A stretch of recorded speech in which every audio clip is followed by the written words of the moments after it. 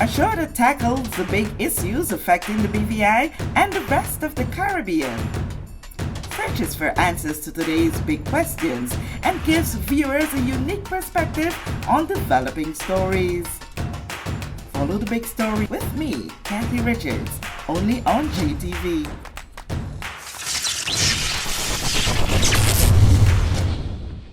This show is brought to you by the National Bank of the Virgin Islands, Cyril B. Ramney Turtola Pier Park, and Digicel. Sign up for Digicel Plus Home Light bundles, faster internet, movies, and sports. This is the big story. I'm Kathy Richards. I want to thank you so much for joining us for this edition. In studio with me are three very special men who I have been hunting down for a little while to have a conversation because, you know, I don't like the aroma that you bring to this room to fade off into the wind for too long. And it's been too long that you've been here. How are you? We're well. You're well. We're well. Definitely. Nice. You will recognize them, the Alliance. We have our legislators who are our representatives in the House of Assembly on the opposition side. And like you would have said the last time you were here, you are going to be back with new information whenever it happens based on what I asked you, I guess, this time around. How the country running? I'm going to start with you in the middle. Beautiful pink. Them man dapper, you know. Well, first of all, Kathy, I want to thank you very much for the invitation to be back here. I see you were trying to find words to describe us. Yes. You could have just said handsome men. Okay. It'd have been truthful and it'd have been easier to say. Dapper. but certainly we are happy to be back again here.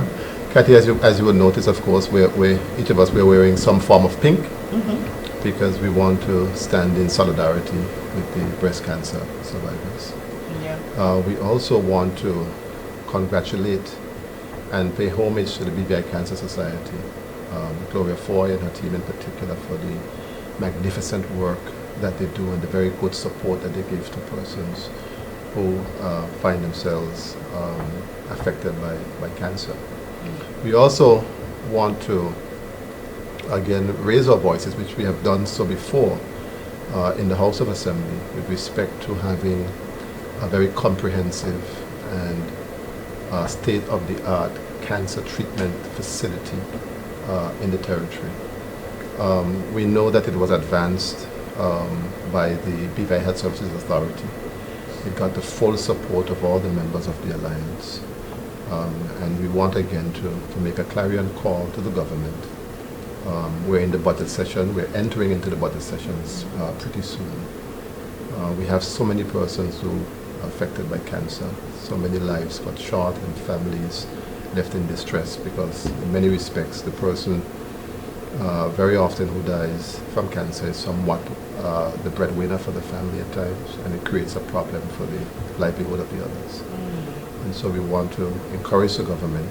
We will of course advocate at the appropriate time, which we've been doing before, for a cancer treatment center to be here so that we can have early detection and early and affordable treatment methods, the best treatment methods available here to save lives and to save families. Again, we're very happy to be here. You take me to a place that I really didn't want to go here, but you know, paying obeisance to the cause is so important. People's lives are touched. Cancers of all causes. Yes, we recognize breast cancer in this moment, but our lives are touched some way or the other by cancer. I struggled every time you say cancer to hold back the tears because of how personal it is to me. And I really want to ask you, gentlemen, have you had that personal encounter, whether it be a sister or a mom, someone that you consider to be a loved one? Well, Kathy, for me, as Honorable Warren stated, we wear pink in solidarity with those persons who are surviving breast cancer, but we also want to remember those who would have departed this life on that fight, on that journey. Cancer for me, within my family, have persons right now, even cancer survivors that are fighting right now, that are living miracles because the treatment from the doctors, but more so the grace of God. That they are living their lives and continue to fight with the support of the families and the support of entities like the Cancer Society here in the territory. For me, I've had aunts, I've had uncles, I've had persons, but the most, I guess, would be the most personal one for me is one of my best friends. He fought cancer for 15 years. He was pronounced dead twice over that 15-year period, and then he finally departed this life, and his children, who are now my godchildren, my brothers and I, and my biological brothers, but my brothers and I have devoted to raise his children, his two twin daughters, as if they were our own. So I understand the battle that is facing. I just want to extend my prayers, my support to those persons who are on this journey. Know that you're not fighting alone. Know that there are people out there to support, and I just love the energy and the love that is shared towards anyone going through this battle, because it is indeed a difficult journey. Difficult, yes. How about you, Brother Meta? Kathy, good afternoon, sorry, to you and your viewers. Cancer, it's a word that tears within you when you speak it and say it, that's C, right? Personally, my father has had scares over the years with prostate cancer. So we're blessed that nothing was fully diagnosed with him. Within my family itself, there hasn't been anyone that's been diagnosed with cancer or has succumbed or even been a survivor. But within my work relationship over the years, Karima Forbes is who comes to mind. And also right now Glenn Harrigan, who's part of my extended family, who also has succumbed. So I think within our territory, not just treatment, but I also think that we need to do research, because we're seeing a lot of cases, increases in cases, and we've given a lot of service to it. But now within the territory, I think we should put out a clarion call to BVI landers who are in research throughout the world to perhaps consider coming to the Virgin Islands, coming back home, and doing some studies on what is causing it, because there are a lot of thoughts or even theories surrounding the bottled water that we drink and other things, and I think it's time that we dig into it. And this is where I think health services needs to not just be about treating, but we also need to be about preventing. And I think that that is a shift in medicine that we need to see in the BVI, just across the board in a lot of areas. It's also it has to do with priorities as well. We find money to get studies done for almost everything under the sun here, and we have a history. It's not a very good history in some respects of having studies done and we shelve them. So that's been a problem we've been having for decades. But something like this, as important as this, we need to figure out why a small country of 30,000 people has so many cancer cases. It is an urgent matter, because that is the key. You have to attack, of course, the cancer when it appears. We're asking for the cancer treatment center, but you have to also find out what is the root cause or what the possible root causes may be, so we can have the preventative measures taken as well. You've had that personal touch? We've all had it. Whether because when in a small society, even though you're not family by blood, you're family by friendship, by interaction, and whatever happens to one family happens to the other. So we all face it every day. Yeah. So well, you came in pink, and then the greeting was about the pink, and so I thought to establish there that despite you might be legislators in a House of Assembly, people who are elected to serve and represent the general population, you too are humans. Yes. And you feel what every human being feels. It may be in different phases, in different types, and different fashions, but even when you go to the House of Assembly, when you go to represent the territory on the regional or international stage, you still go as a human being who cares for another human being. Absolutely. And I guess that should be the core of your representation. Absolutely. All right, so I'm there with Alliance now. we could change. We could change shift like. That's why you call us here. Yeah. The last topic was alliance, and since then we haven't really heard much about what's happening. More so on the premise that when we spoke the last time, it's when everything was in like the infancy stages and you were going through whatever processes. But as of recent, we would have heard from the National Democratic Party and the ones PVIM that they're now together as one. And I did ask the question when they were here, are you three a part of the new NDP or the re-established NDP? I'm going to start with you. Yes, sir, Mr. Walwyn.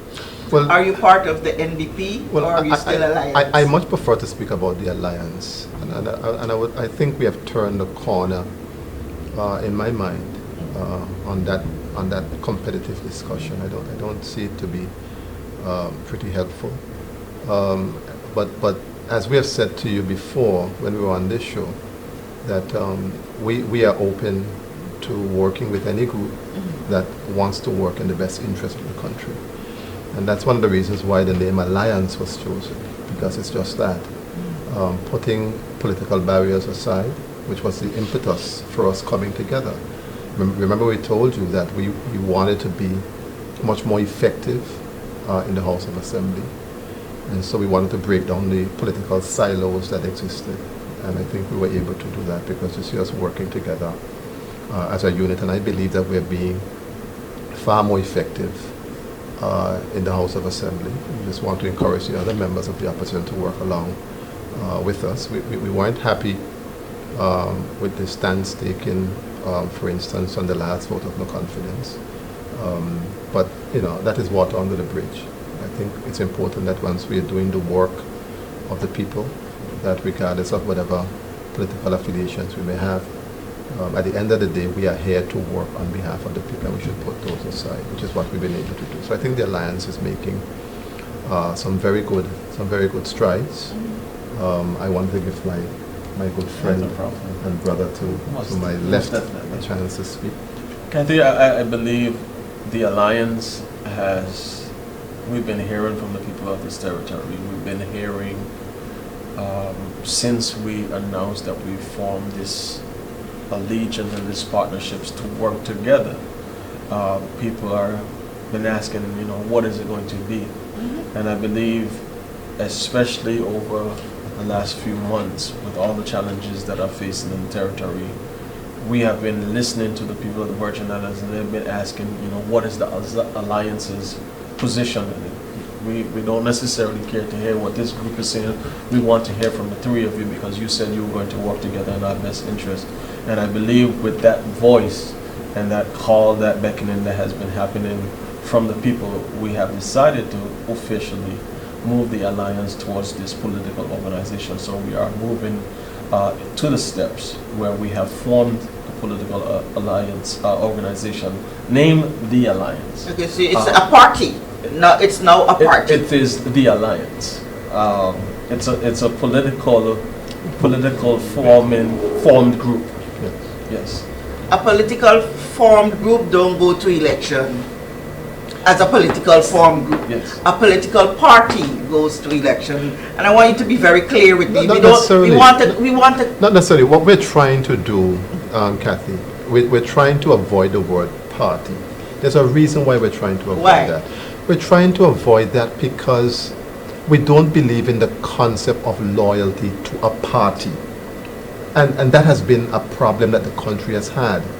We want our allegiance to be first and foremost to the people that we represent. So when you see our organization come together, you would see persons who are traditionally part of one political group or another political group who have now formed an alliance with us, which is what represents what we have done. So even though, yes, in the strictest sense, I understand what you are saying, you're right. But we want to avoid the word party simply because of what it represents.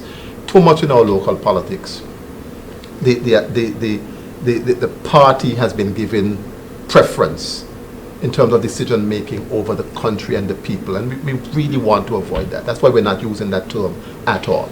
And Kathy, just to add to that, the people have said that they are tired. It can't be more of the same. So this formation of this alliance in this particular direction is to show the people of the Virgin Islands that we have you as priority. We're going to listen to your voice, and it is no longer the quote-unquote political parties that exist where you have them complaining about what this one did and what did. We are going to stay people-focused. We're going to stay development-focused for the territories, and we're going to focus on the issues to address them on behalf of the people of this territory. So that is the direction that we have decided to take. I pick up the smile, Honorable Meta. Tell me what's your thoughts there. I think, Kathy, if persons have been listening to me in the House, I've said on several occasions that once elected, and I think I may have said it on this show or on another show, my loyalty is to my people. My loyalty is not to a political party. A political party is a vehicle to get to an election, and it's also a vehicle for gathering thoughts, mindsets, funding, whatever, to get to the point of being elected. I think when I speak with persons who have shown or expressed interest in the alliance, they're not interested in the same recipe that is being prepared. You know, when you go someplace and the menu is the same every week, they're not interested in that. They're interested in something that allows for your individual thought process. If you cut me, I bleed country. I don't bleed blue, red, green. I don't bleed that. I bleed what you bleed.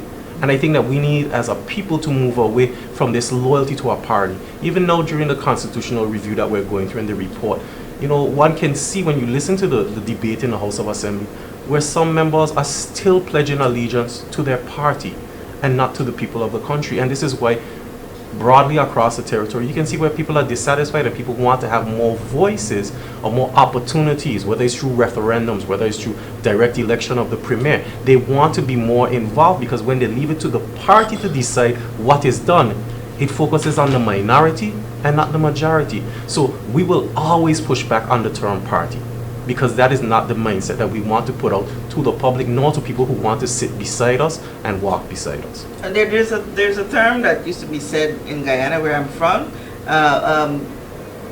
politics not fair. Mm-hmm. Politics is not a fair game. Do you if we to bring it into context here, and with what you are trying to establish, do you think that this territory is anyway close to coming to accept that, listen, we need to move away from party type politics, something that you're fighting to achieve? Absolutely. I think, and all of us, I believe, at some point in the political campaigns, have been calling for a higher level of political engagement. And you get disheartened at times. The BVI has perhaps the most educated persons per capita this side of the world. So many persons with degrees, so many people continue on a daily basis to try to improve their educational standing and their understanding of not just particular disciplines, but how government works and so on. And then you have the politics that comes at a much lower level, where it is more gossip, melee, downright untruths, and voters are then taking irrelevant considerations or irrelevant matters into consideration for voting. And then when you're done, you don't like the results that you get, because we didn't elevate the conversation to a much higher level. Let it be about how we can improve the lives of the people of the country. And then you juxtapose that with realistic plans to be able to achieve that. Let's keep the political discourse at a much higher level, and that is something that we, the three of us, and the other persons that you will see emerge along with us, those are the things that we really are interested in working on, educating the people on the processes, because you even saw it come out in the same constitutional review. One of the first recommendation that came out was about transparency, public consultation, openness, and you found no one with a dissenting voice on the need for that to happen. So the public is saying, we want to know more about what is happening in the conduct of our affairs, and we want you, the political leaders, to open those doors, open your committees, have proper discourse, proper dialogue, so that we can understand. We give you the authority to go down to the House of Assembly to represent us, because all of us couldn't go down there. We sent 13, but we didn't give you the country. We still want to see what is happening. And so we want to be able to answer, as it were, that call to people, to raise the level of politics, to open it up, so that you can have greater and wider engagement, so that we can all move forward together. So the balance, Kathy, is not about going above the people. The balance is not even stooping to the mud of some of the games and the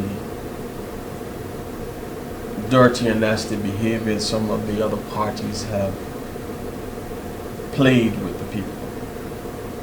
But to find the balance that we are hearing, feeling, understanding the hearts and the minds and the needs of the people of the Virgin Islands, but taking them on the journey that you have sent us here. And everything that we are doing, we are going to ensure that you are informed, we're going to ensure that you're educated, and what you don't understand, we will have to double back to ensure that the people of the Virgin Islands are moving along with us. Because it makes no sense to build buildings and build structures and develop this and develop that, and you say, look what I have done. The people like, well, I don't understand what's the purpose of that. Yeah, so I'm not prepared to go in the house. Yeah. The education of it, or for example, if I am hungry and I am telling you I'm hungry, if I'm telling you I can't afford to make ends meet, and you're telling me about this grant for hydroponics, I don't even understand. I need to be able to provide food for my family. Help me to get to that point. And if I'm holding your hand as an elected representative, as a member of this alliance, we're saying to you that we're going to walk this walk with you. We're going to have this conversation. And when the conversation needs to be elevated in the region, and when we're meeting with different leaders and persons around the region and around the world, we can elevate that conversation because we all have the educational background. We all have that in our repertoire that we could articulate on behalf of the people, but not going ahead of the people, not going down in the mud, but walking a walk with the people of the Virgin Islands. It's like we're on level here. Yes. You're eye Yes. to eye Yes. to eye. But when I listen to what you would have explained there, it tells me that there is so much work to be done, because you have to be able to deal with people at every level. It's not one level of people that we have existing in the territory. People are of all walks of life, all levels, all different levels of understanding even the words that come out of our mouth. And what strategy are you using, or do you have the resources around the alliance to be able to say, I can relate to every single level, and when you come from this level to that level, I easily deal with you because we have the resources. If I fall from this level to this level, we have the tools to help you to get up from that level to get back up there. So Kathy, what I would say is, it all comes down to communication. Where we're at presently in the Virgin Islands, information is not disseminated fairly across the board. You have people who may be seniors who are screaming, we don't have this, or we don't know about this. I have in my phone this morning, I got a message from a senior who wants a copy of the Constitutional Review report. He wants a printed copy. But what we're doing now, most of it is online. And that limits the access for some people who may not want that. Then you have a generation now in the Virgin Islands who want to be more engaged. They're more engaged through social media.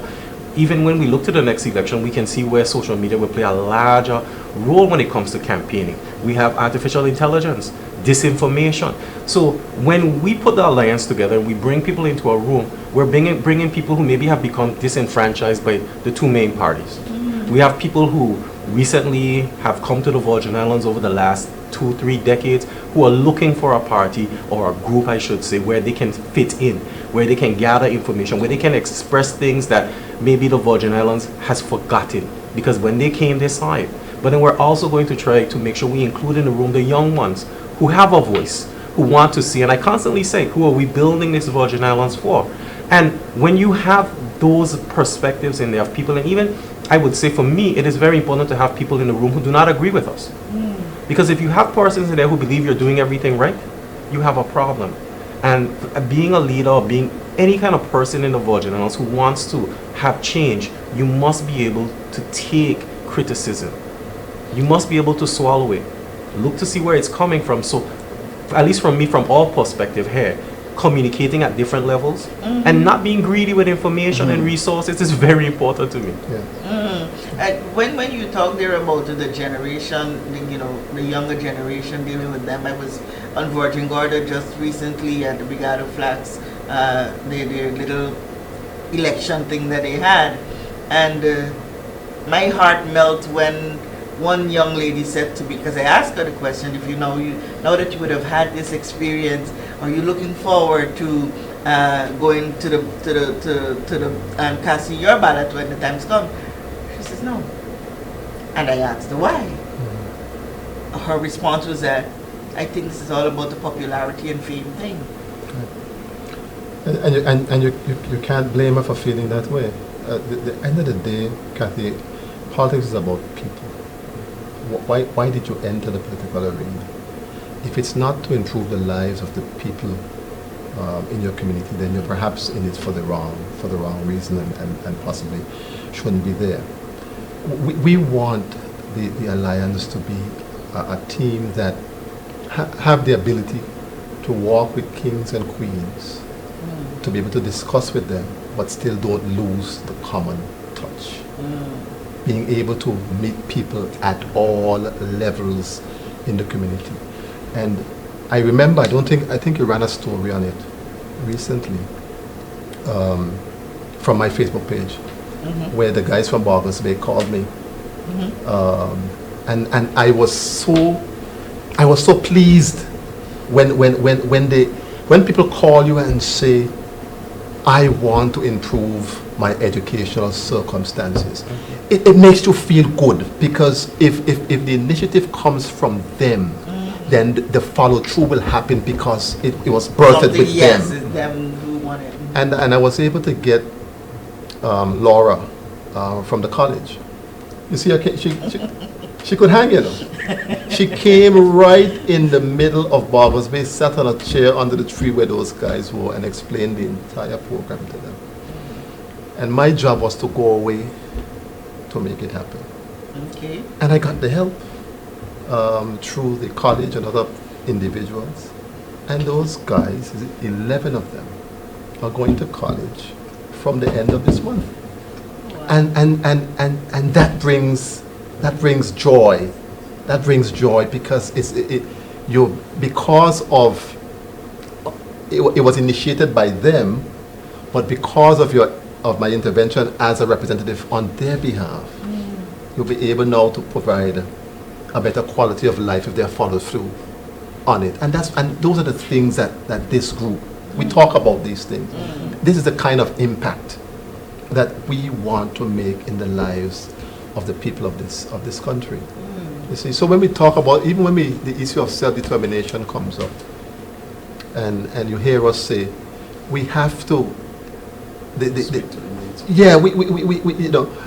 have to address those issues and challenges that the ordinary people are having, because there are too many people, Kathy. All of us. I mean, some of us don't want to say it, but all of us have a difficulty sometimes making ends meet. And when you are trying to make ends meet, when you're trying to figure out how you're going to feed your family, how you're going to pay your mortgage, if you're a senior person who didn't get an increase when everybody has got an increase, how do I pay for my medication and different things? And then somebody's coming to you, as Honorable Turnbull said, with some highfalutin conversation. You want to I want a highfalutin conversation. I want first and foremost to know, how would my life be better? These challenges that I'm having, how are you going to assist me? And in order for you to understand how to assist me, you got to come down here with me so I could tell you Okay. that these are the challenges that I'm having. And your job is then to go back and develop those plans to make sure that you alleviate the circumstances that I'm facing. And that's what we want to do. There is so much that we can talk about. I need for us to talk on two other topics, but before we get there, as you were speaking about that intervention there with those young men in the community, we see this scourge, the crimes that we are seeing happening, the gun violence, and I think we would have spoken about this so many times. I remember when you announced your candidacy, that was on the top of the game for you. Forever you've been talking about it, and you also, Honorable Turnbull. But when we look at the real picture, not to say that we need to turn a blind eye to what's happening, but when we truly look at the bigger picture, are we seeing our young people moving up to a different level? Are we seeing a generation that is coming up that is going to take this territory by its hands and lead it effectively? Are we truly seeing it? Are we seeing it? If I would start out, Kathy, Honorable Wallen just made a very, very valuable contribution in terms of where we want the Virgin Islands to go. I most definitely believe that the Virgin Islands is still ripe with hope to get to a place that our forefathers and our foreparents envisaged for us. Even to a place that I envisioned for us, for Honorable Wallen, for Honorable Mather. Yes, crime is getting out of control. These young people who are committing these crimes need to be stopped, because we cannot allow fear to dictate or become the norm in our society. But they are not the majority. So on the one hand, where we deal with crime, and I condemn it in its fullest form. I condemn it. I condemn going into people's houses, robbing people at their birthday parties. Like, it is just not the BVI, and it cannot be acceptable. So on the one hand you have crime, and then on the other hand you have young business persons, young professionals who are trying, who are striving, who are advancing, who are even engaging. This is Mr. Yep over here, who are engaging to advance their education, advance their expertise. And then you have the other side where we find ourselves dumbing down our education, dumbing down our interaction, because we have now decided to focus on headlines. And our young people and the people in our society now are dumbing down our education and dumbing down the depth of who we are so much that we read a headline and that's the story for us. We're no longer reading the details. We're no longer asking the questions. But that is not the Virgin Islands that I know. That is not the Virgin Islands that I'm a part of. And that's not the Virgin Islands that we're going to be leading. Because the Virgin Islands that I know is the Virgin Islands that HLSL say, I'm going to educate you. And when you come back, you're going to have an opportunity to sit at the table. Now you have education from doctorate to master's to bachelors to even those who are going through the non-traditional education forms, and they are saying, give me an opportunity. That's the type of BVI I want to live. That's the type of BVI that I see hope coming out of. Together with those of us who are here in this political arena, who are here in leadership positions, who are not saying, I plan to be here for life. But I am allowing you to see what I'm doing. I'm bringing you in because I need to pass this on to you. Because just like I was given an opportunity at 34 years of age being elected to the 2nd district, I need to ensure that the next generation that comes after me is ready to receive that mantle, to carry this BVI for, because it does not belong to me.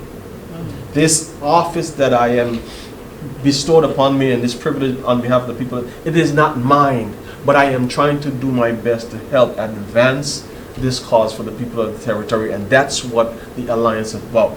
not holding on to power, not trying to stay there for eternity, but do the basic things that fix and gives opportunities to the young, bridging the gaps between our seniors. You know, my elders, my OCS group who is meeting right now, bridging those gaps, so the Virgin Islands could be a place that we are all once again continuously proud of. I would love to hear your perspective, Honorable Beta.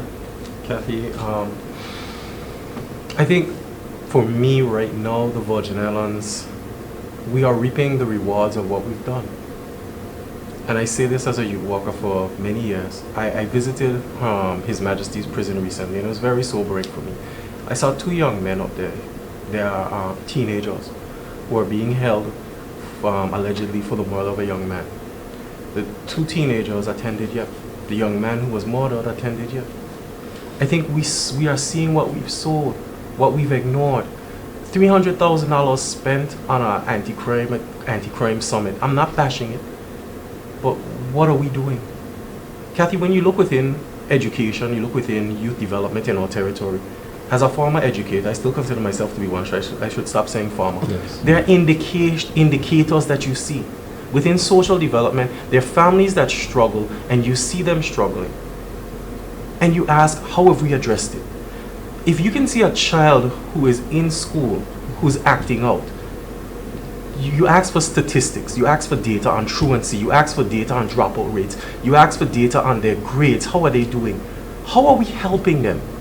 How are we helping them to ensure that whatever they're going through does not spiral into them missing school, getting on in some vehicle, being caught with a Glock? We see it happening. We have signs that show it. Yet we're making decisions to do what? To build more infrastructure? We're making decisions to get up on a podium and smile and use buzzwords and themes. We're throwing money here, throwing money there. When we're asked, where are we traveling? When you see social development reports coming out year after year in the House of Assembly saying that we need to have plans to take these children where you're changing their life. You're helping them so that whatever generational course or whatever direction they're going, it can be prevented. We ignore it. Then you see today on social media something that rang out on me. A child who told her mother that these are not bad boys. Why are they being caught? So my question is ultimately, are we really helping our young people, especially our boys? How are we helping them? By having press conferences, by traveling all over the world. How are we helping our boys? Because while I understand leadership involves positioning the country on a regional and global map, Kathy, when you turn a blind eye because it's not your child, or it's not your house, or it's not your business, eventually it becomes your child, your house, and your business. But we see the signs. We see them. And do we think the answer is putting a robot in a child's hand? And this is why I try not to be combative when it comes to what decisions we're making with our young people. But for a child who you can see in a classroom, and you can see the signs, where is the intervention? And stop saying that it is everyone. Sometimes it is seeing the place where the child interacts most, and that's in school.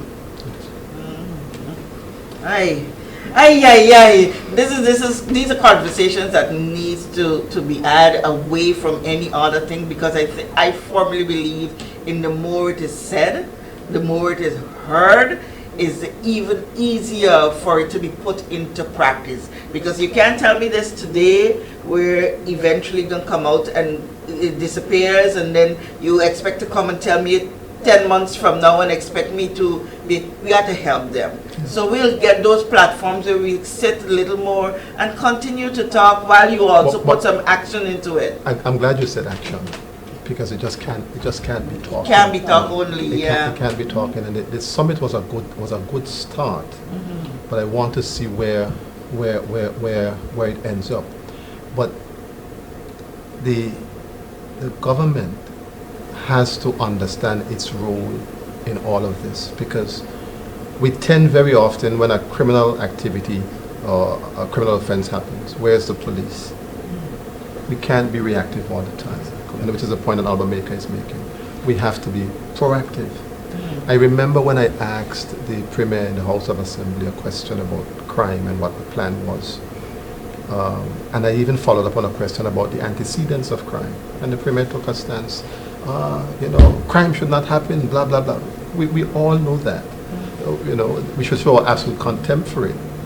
But we have to also then look at what is causing the criminal activity. Poverty. Poverty breeds crime.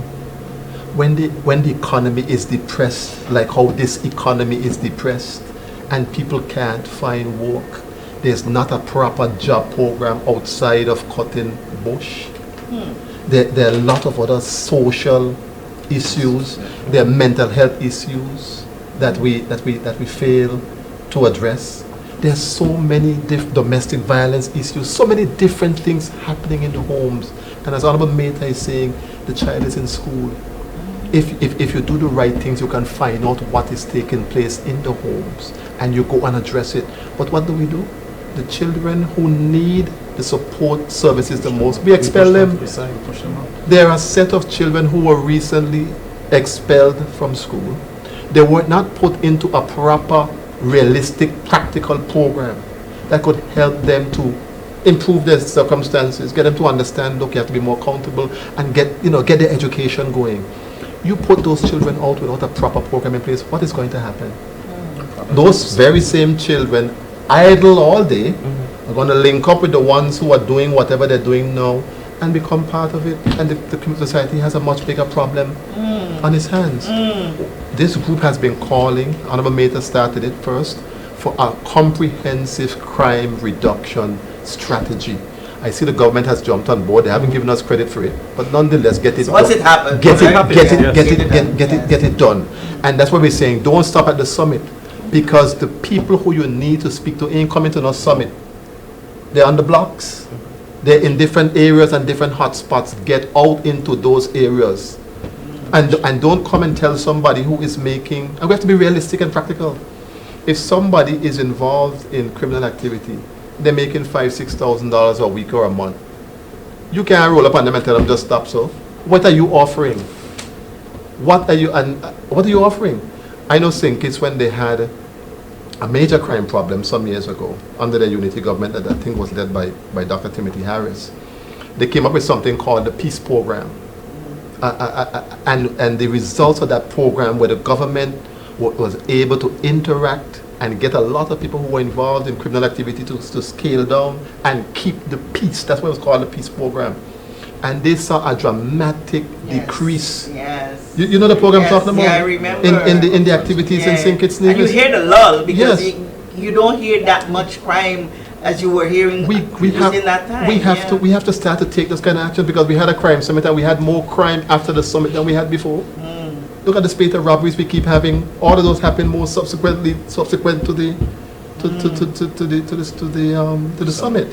So we really gotta take the bull by the horn and do some real work. There's a saying, when God's people is on the one end praying and making sure that they storm the throne of grace, the devil is here and he does try to make it make it harder for you. So I guess that's what they throw at us. But I want to zero in quickly on something that you alluded to when it comes to the availability of work for people who are.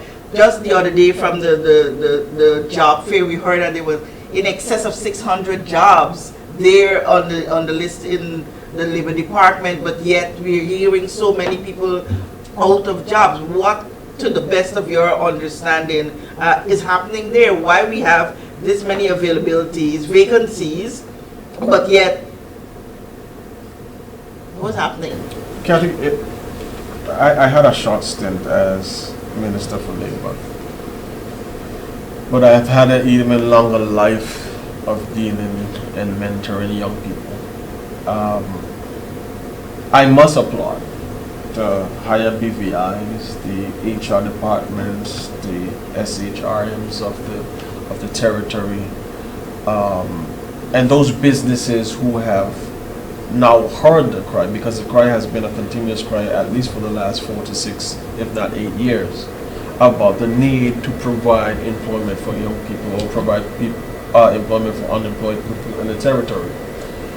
What you have now is the businesses and these companies stepping up, and now you're hearing not enough people are coming out to apply for these jobs. And it takes not only us as far as government members, it also takes leaders and community leaders together with these business people now to get into those communities. It is one thing to have a fair in one place, but if we're going to reach the people, I need to go into the 2nd District Committee, the 6th District Committee, throughout the territory, a big job on your hands. and bring and find out, listen, what do you want to do? I know this is the job pool. We all have district offices. Let's create that pool from the labor services unit and go into our community. Listen, what do you want to do? Okay. These are the jobs that are available. I can help you prepare a resume. I can help you if you need a tie. I would help you with. Those are the things that we, and I'm saying we as the alliance, are prepared to do to help persons get out. But we want to continue to encourage the business persons, the labor department, who's doing an amazing job with the staff complement that they have. But get out more into the community. Yes. Let's find these young people. Let's find them in primary school, in high school, in the technical vocational school, the VIS, Virgin Islands Technical Studies. Let's find them and find what they want to do, and then create that path. Kathy, can I go a little deeper on that one? I agree with my colleague, but I want to go a little deeper. When there is a job available, the best thing you can do for anyone in life is prepare them for it. Workforce training in our territory needs to be developed further. Yes, you have higher BVI, you have SHRM and others who are doing, but Kathy, when you're sitting down and you've been rejected for so many jobs and you're thinking perhaps of a career shift, there are soft skills or essential skills that you need, but then there are technical skills or skills that are necessary for a particular role.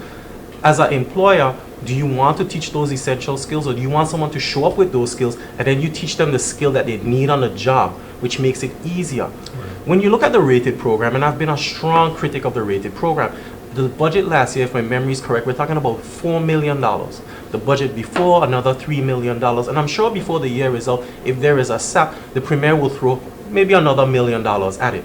That program was supposed to be an apprenticeship program that took young people or anyone, even seniors, into a career path for 6 months where government supplemented, and then perhaps they would have moved into the private sector. But when you have that program in isolation of labor and education and every other government department, your result is money being spent on what? Cutting bush.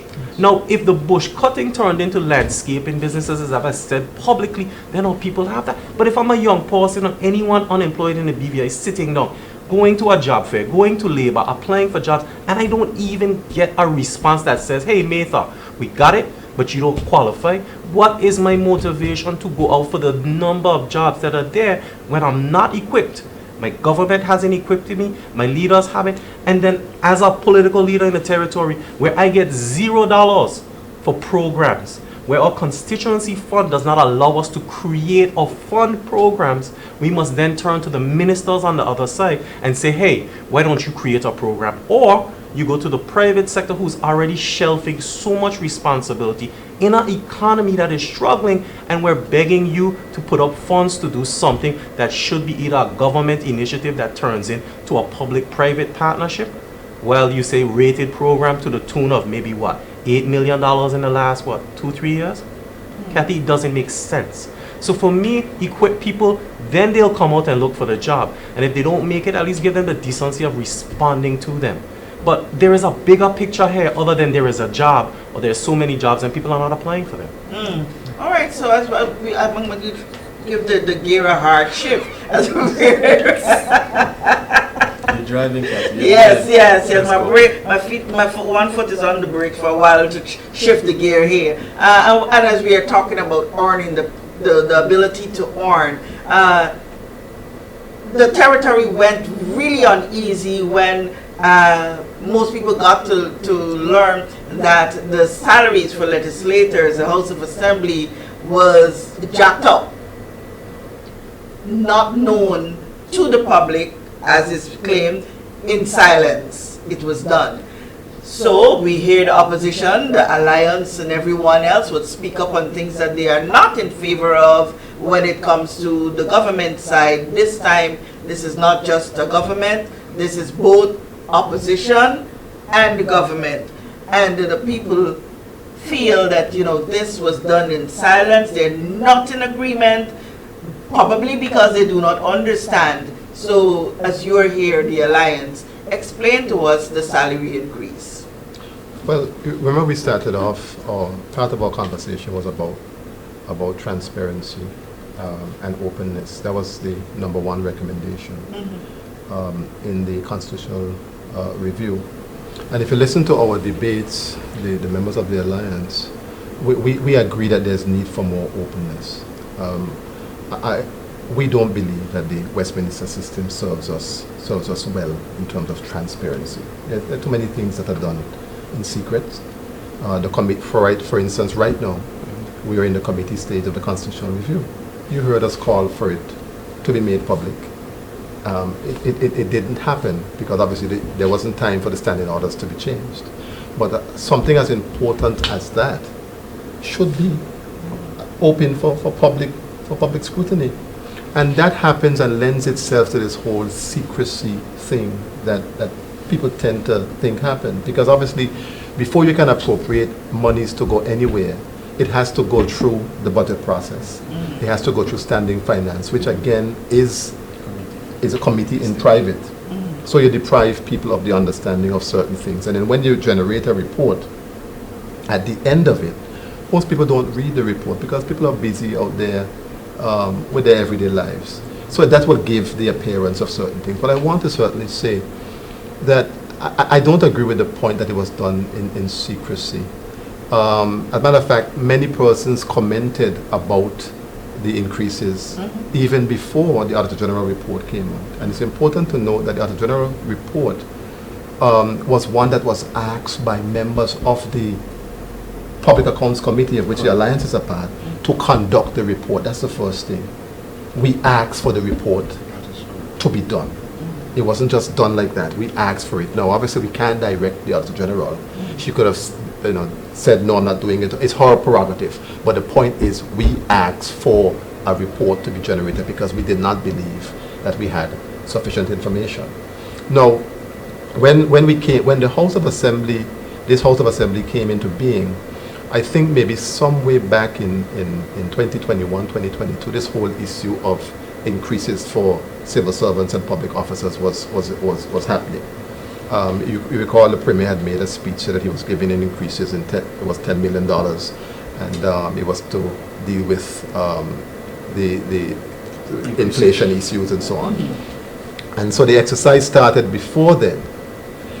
When we got re-elected, and got back into the House, we were asked one question one time, that this whole review, whether we're going to do civil servants and members of the House of Assembly review separately or together.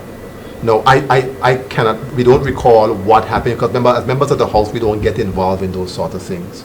But the review came back and everything was done together, all public officers. Which includes legislators? It includes legislators and the civil service. At all material times, the Deputy Governor's Office had, in conjunction with the Ministry of Finance, had conduct of the process. So members of the House were in no way involved in who gets what, not even for ourselves. What happened the final day of the Standing Finance sessions last year, the Deputy Governor's Office and a crew came to, in 2023, met with the, was 2023 or 2024? 2023. Met with the, asked to meet with the members of the House. They came and they made a presentation to us on salary increases for members. And obviously they said it was based on their competitive or their comparisons with other Caribbean countries and like territories like BVI. Done by PwC. It was done by PricewaterhouseCoopers, right? they looked at the fact that when the salary increase for civil servants will take place, if members, for instance, making $36,000 as their base salary, you would have junior officers making more than members of the House of Assembly as base salary. You really can't have that. There were some other issues that they raised that I wouldn't want to say in this sitting, but certainly the advice to increase members' salaries came from those persons who met with the House of Assembly. And the advice as well came at what level we should take it based on their findings or the findings of PricewaterhouseCoopers that conducted the research. So the same way we accepted the information that was given to us in relation to the civil service, the same way we accepted the information that was given in relation to members of the House of Assembly. And this accepting coming not just from the opposition, all legislators. Well, we accepted the report. Yeah, we accepted the report as a body, because you have a professional organization that went out and did what they did. We were not a part of it in any way. So you give way to the professionals who have conduct of these things and understand how it's supposed to be. That being said, there were some things in there, for instance, with the civil service that we are concerned about. The fact that the middle managers, the way that the increases were given seemed to be somewhat a bit unfair to those persons who are in the middle of the scale. Persons at the lower end of the civil service, for instance, in some cases got 100% increase in their salaries. The middle and the top, to some extent, a corresponding amount was not done. So you have people who are, very senior middle managers who saw little to no increase in their salary. And I want those persons to be, some of them have met with us, have told us about some of the challenges, and we during the standing finance sessions, when the Deputy Governor's office comes, we're going to have to ask some questions in terms of how we can address this issue, because the future of the civil service really lies within the middle management. And you want those brains to be able to make it to the top to help to move the country forward. So we have to address that issue. But to say it was done in secret, that is not the case. And precisely what I've outlined to you, I don't know if I forgot anything, but precisely what I've outlined to you is the way the process took place. Members of the House of Assembly had absolutely nothing to do. Nothing to do with the process. So what you would have explained there about the lower level, the junior level to the middle and the upper level, what might have happened there now is that you have those at the junior level coming very close or even almost same as the middle. The responsibilities don't justify how close the bottom is to the middle. And which would have been the same issue for members of the House. Of the House, yeah. Yes, you have, because if you would have had somebody, you would have persons, for instance, who are making $23,000. Probably after the increase would have been making 40 something. You would have had members of the House at 36. Look at it in a wider context. If you have if you look at an organization, you have the executives at the top, regardless of how you feel. So let's just stop. I think sometimes we look at who's in the position. If people are not performing as members of the House, get rid of them. But you have to look at it at somebody performing and carrying out their duties the way they should. And when you look at it in an organizational chart sort of way, the persons who are normally the executives at the top of an organization, their salary is higher than everybody else in the. So in your view, that raise for the legislators is justifiable? Well, it is justifiable in that context, and obviously, but not in isolation. But also taking, PricewaterhouseCoopers have a stellar reputation for this kind of stuff around the world. I'm not going to argue with them when they do their work. I do have an opinion now on how close, as I said, for the middle, the junior persons are to the middle and so on. I have a concern about that, and I want to be able to understand it, because some of the increases don't match the whole inflation increase that was the rationale for it. No. And then, of course, you have a situation where the retirees, those persons who have carried this country on their backs, were not included at all in the increase. So you can imagine somebody who would have retired 25 years ago, still living on that salary that they had on the pension that they had 25 years ago, but the prices of things are going up, Gotcha. going up every day. Yeah. So we have to look at the whole thing to make sure that there's greater parity to the whole thing. I need to make another close because I studied a little bit about finance. Okay, all right. Well, on that note, as I'm getting the signal, we're almost on the clock with this. How would you want to close out on this very topic? So, Kathy, what I would say is this. I understand the public's outrage. We are in committee right now in the House of Assembly, and it is not public. It needs to be public. When the salaries were discussed, they were discussed following the system the way it is. The system needs to change. We acknowledge that. I understand that persons in the community are upset, and justifiably so, because when they look at their leaders, are their leaders addressing the needs of the country? Why pay them more? What I want to say is, when I voted in favor, I was presented a package for civil servants, public officers, and legislators with a cap that was this amount. In January of the following 11 million, in January of that year, I started hearing rumors, and I think it was in February or March in the House, I officially asked the Premier, is there enough money to cover these increases? And he said to me, based on the reports he's getting, he said yes, but that's when it started to unravel.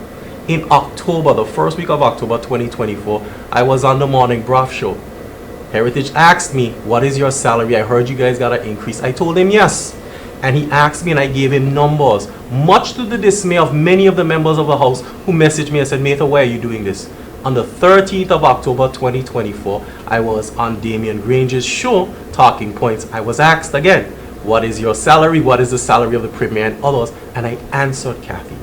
So when people say that no one spoke, I spoke.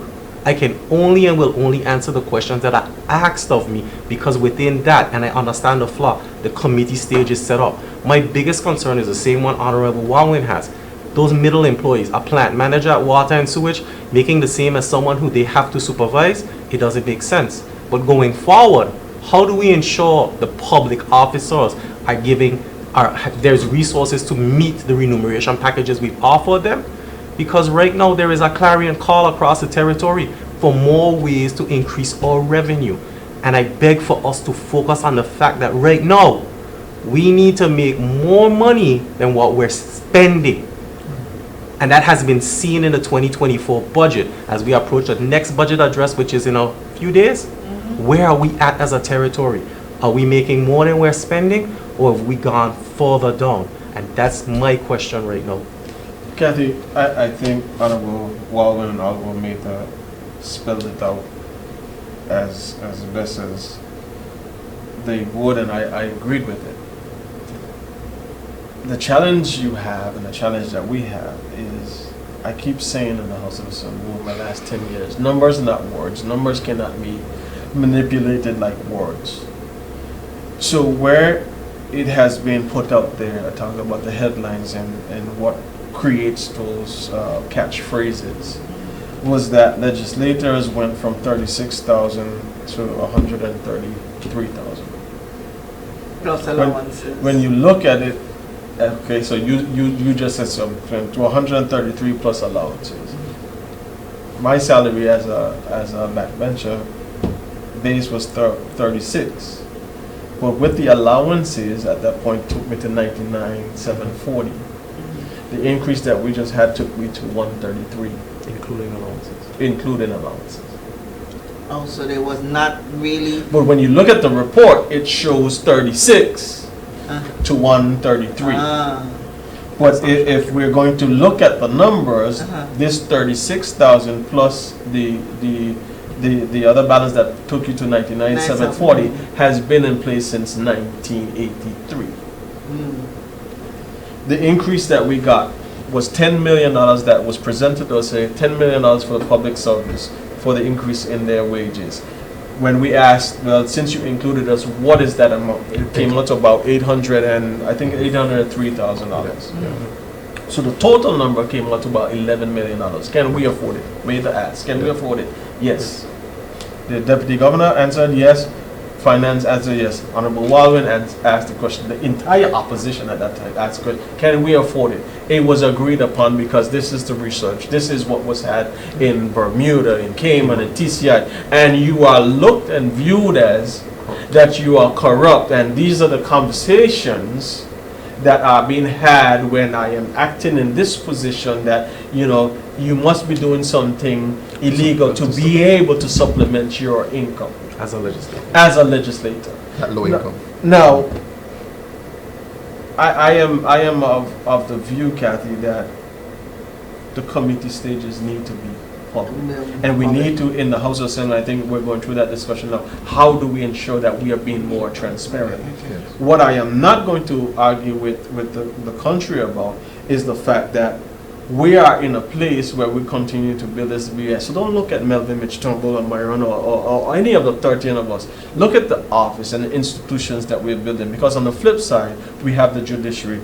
And on the other side, we have the executive. We have to start raising the bar, raising the standard, and holding members who you are elected to account to ensure that we are doing the job that you are paying us for. So for me, when you take on this thing, the public service has been transforming, and there's so much talent in the public service, but it is being stymied and held back by all the bureaucracy. So if I'm supposed to be leading the public officers to generate the results that we need in this territory, why are we not paying them? Why are we not ensuring that the retirees who have been, as Honorable Walvin and Mehta said, 25 years from retired already, why haven't we ensured that we are putting these proposals together? Because we are responsible for the people of this territory.